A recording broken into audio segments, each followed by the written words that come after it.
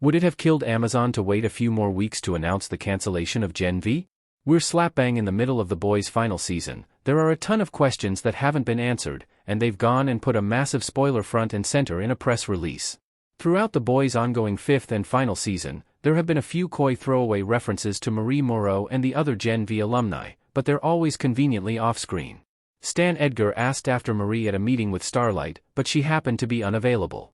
As a big Gen V fan, I was excited to see those characters mix with The Boys' characters in the flagship show's final season. Gen V's Season 2 finale was a letdown on the whole, but it teased an exciting team-up between the boys and the Gen V kids. So, it was disappointing enough that we were already more than halfway through The Boys' final season, and there was still no sign of the Gen V cast. But then, Amazon rubbed salt in the wound by abruptly canceling Gen V in the midst of The Boys' Season 5. Before the Gen V characters even show up in The Boys, we know they won't have any significant impact. In the wake of Gen V's cancellation, franchise architect Eric Kripke clarified that the show's demise was a business decision by Amazon, not a creative choice.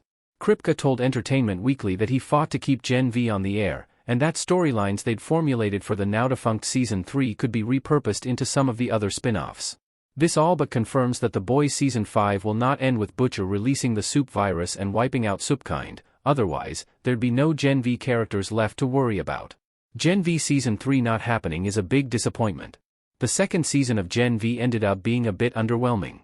Once Ethan Slater took over from Hamish Linklater as the big bad, the season plummeted like a lead balloon. The finale devolved into the kind of Marvel-style superhero smackdown that The Boys used to make fun of. But it's still a shame that Gen V has been cancelled, because it was a great show in its own right.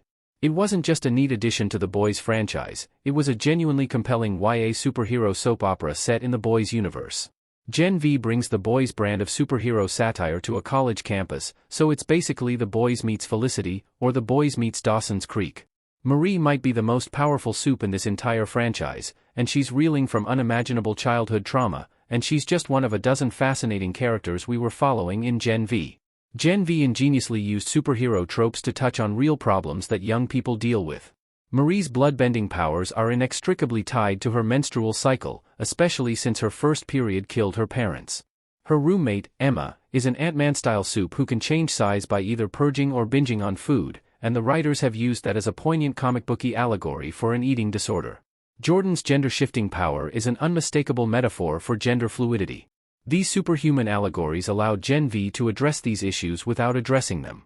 The plot formula of Godolkin University getting a new evil dean with an ulterior motive every few episodes started to get ridiculously repetitive, even in just 2 seasons. But Gen V was setting up bigger and bolder things off campus for Season 3, and now that it's been cancelled, we'll never get to see what those bigger and bolder things were, unless they can somehow be repurposed into Vought Rising.